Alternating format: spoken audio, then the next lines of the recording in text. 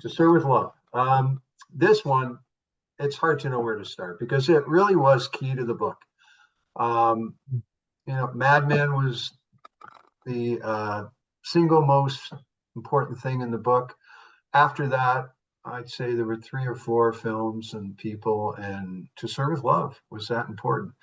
It had a huge influence on me, not really till later in life, because I first saw it as a kid at a drive-in, 1967. Um, I assume it was the first film because it really did make it. It was a big deal in '67. It made a lot of money. And Sidney Poitier, as you know from the Mark Harris book, I did have the same rights, surprisingly. That was his year.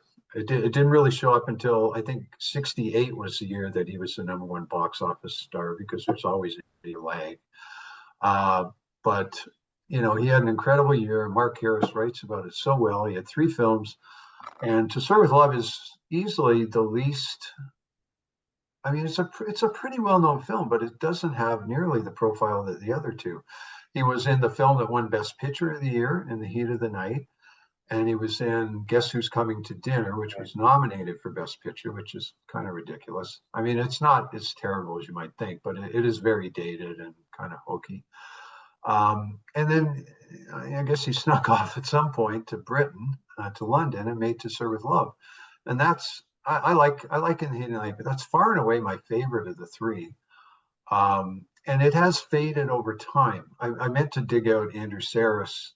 He did mention it briefly in the American Cinema. He put James Clavell in one of those kind of oddities or something like that. Throwaway categories, either lightly likable or oddities.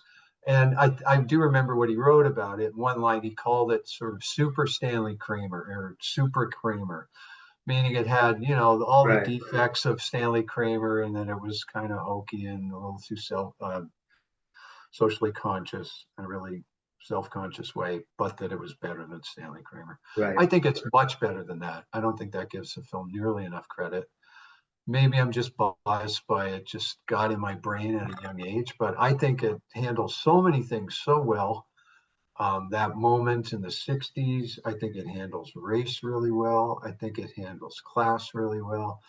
I think it's got scenes that are just unbelievably good. And the first one I always point to is the way that James Clavell does their field trip to the museum, which instead of, there's a million ways you could shoot that, he shoots it in still photographs with To Serve with Love playing.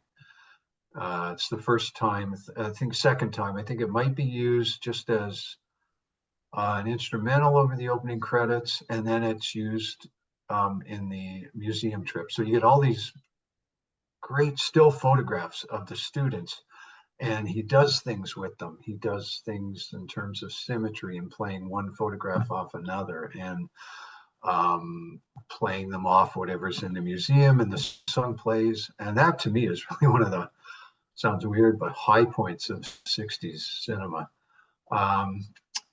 So it's got that. It's got a great performance by Sidney Poitier.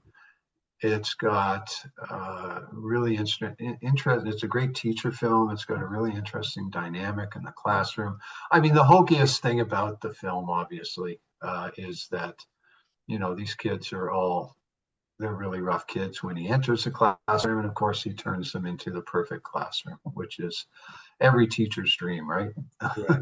And it just takes them, I don't know, a couple months, 3 months, and things go bad and then good and then bad, and then by the end it's got the great scene where he shows up on the last day of school and the To Serve with Love plays, and all the kids are waiting for him, and they're all dressed nicely and they gather around him. So all that stuff, if that kind of sentimentality bothers you, then it's not the film for you. But I love all that stuff. I especially love the ending, which again is very melodramatic, where he decides the whole time he's in the school just to earn some money. He wants to be an engineer, and then it's got this great last scene where he finally got accepted for a job. He goes to the prom, and we'll talk about that in a minute.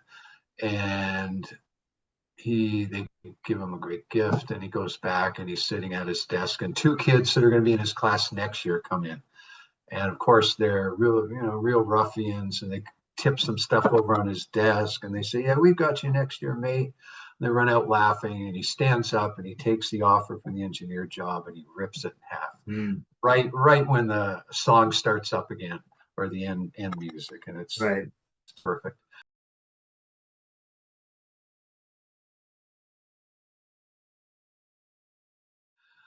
So there's so much I love about the film, and then you get to the music, which is just great. You've got Lulu doing "To Sir with Love" 2 or 3 times in the film, most prominently at the prom. It's not technically a prom; it's just this informal thing they have at the end of the year.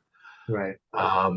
And Lulu gives a good performance too. She plays Miss Peg in the film, dressed very mod and bright colors and all that.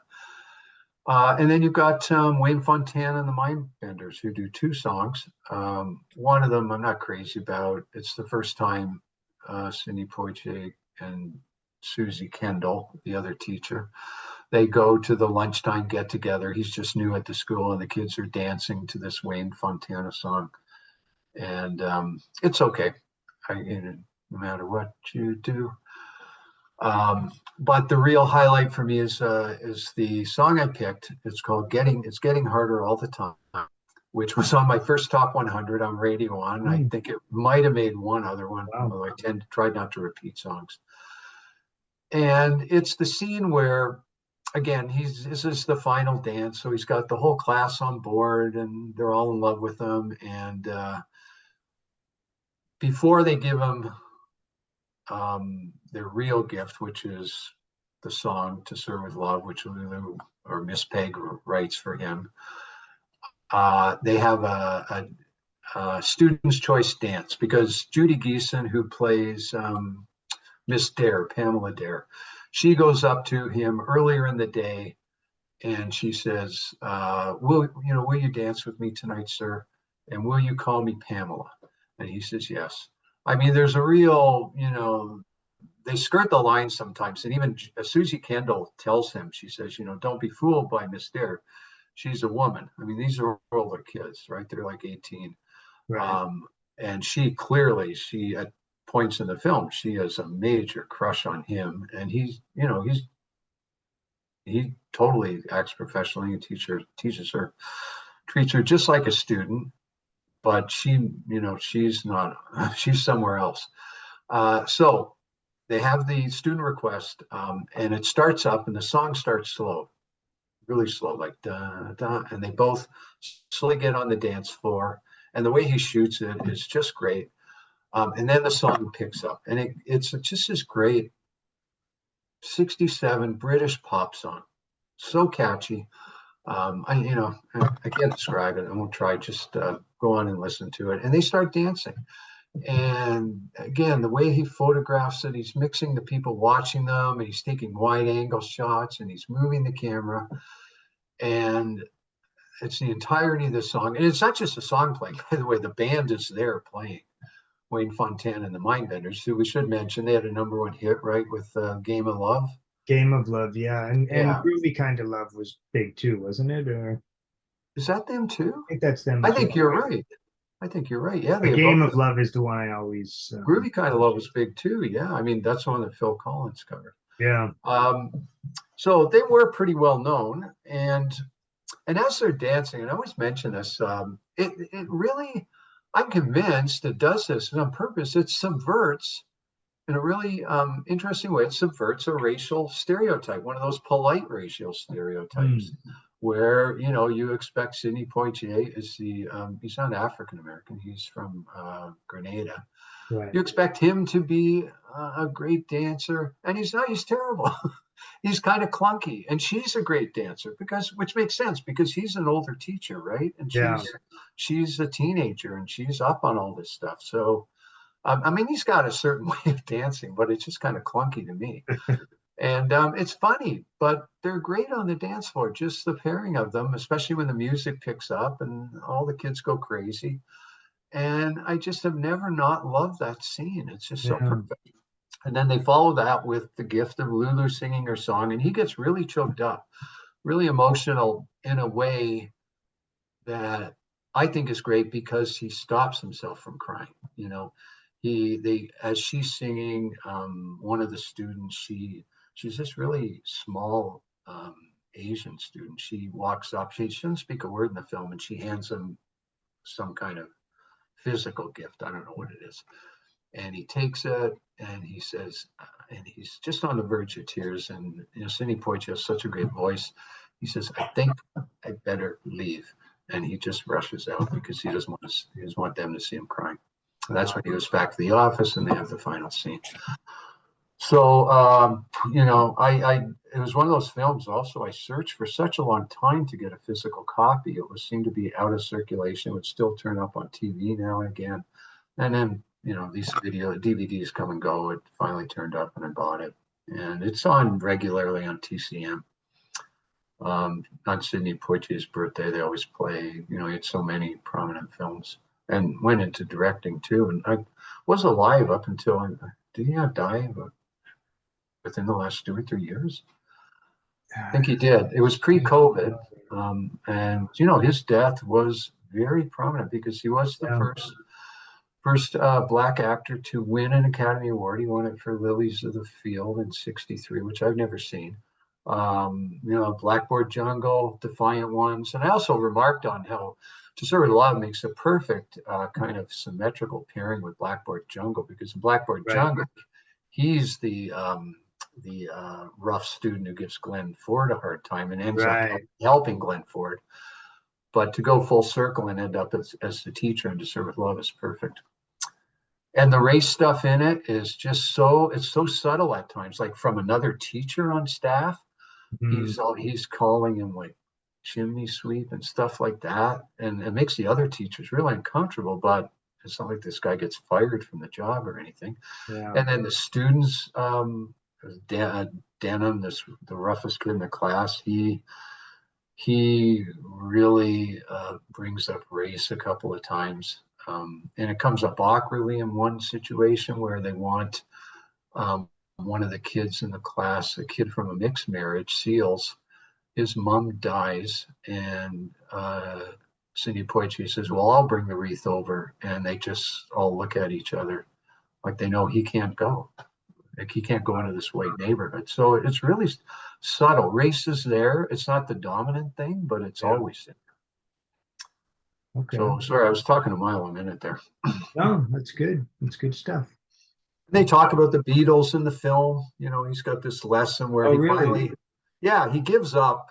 He tries to teach them, and it's got one of these sort of corny moments where he's in the staff room and he calls them, "These kids are out of control." He says, "That's it, kids." And like the light bulb goes off over his head. They're not kids, they're adults. So he goes in the next day dramatically, he takes the books up to the middle of the room and he drops them in the garbage pail. They're all like this. He says, "From now on, I'm going to treat you like adults. And boys, you must call all the girls Miss Dare and Miss Pamela. And boys, I expect hygiene and your hairbrush and all of this." And then they start talking really casual, and he talks about fashion and the Beatles and what the Beatles wear and how it all goes back to Edwardian times, I think. And they ask him about sex and love and how to make a salad and all this stuff. So it's a great, I think on that Facebook list I had at my top 20. And I know it's a film, if you bring it up with other people, they always comment that anybody of a certain age, they know it and they just love it. Yeah. It makes a mark on you if you see it, I think, at the right age. And do you remember any recollection of how or when you saw it? No, I feel like it would have been on TV or something. Yeah, it's one of those films. 70s, sometime in the 70s. Definitely played. Yeah, it played all the time in the 70s. And I can't even guarantee I would have watched the whole thing. I feel like I did. Yeah, but honestly, I probably would have been like 9 or 10 or something in the mid 70s, and I just don't. Or you could have even watched it like in parts many times. Yeah, it might be one of those kinds of movies. I will watch it though when it's on TCM. After having this conversation, my interest. Now, there's one person in there, Scott, I should mention that you'll know, Michael DeBarres. Oh, who ended up marrying Pamela DeBarres. Yeah. And he was also in Roseanne TV series Roseanne. He plays one of the teenagers. He plays this kid. I don't think he ever says a word. He always wears sunglasses in class. Every time Sidney Poitier, or the first time he does it, and then it becomes sort of a running joke. He just takes the sunglasses off and pulls them on and listens to it. Well, we've got probably less than 30 seconds, but I'll end on this bizarre anecdote. Michael DeBarra asks, this is bizarre, but he's really interesting on Twitter. Don't ask me how. Okay, that's perfect. Yeah, there we go. So bring it Twitter. Full Twitter's circle. in the news. Okay. Fabulous ending. Yeah. Okay. Thanks a lot, Scott. It's good to meet you. We'll talk soon. Thanks, Phil.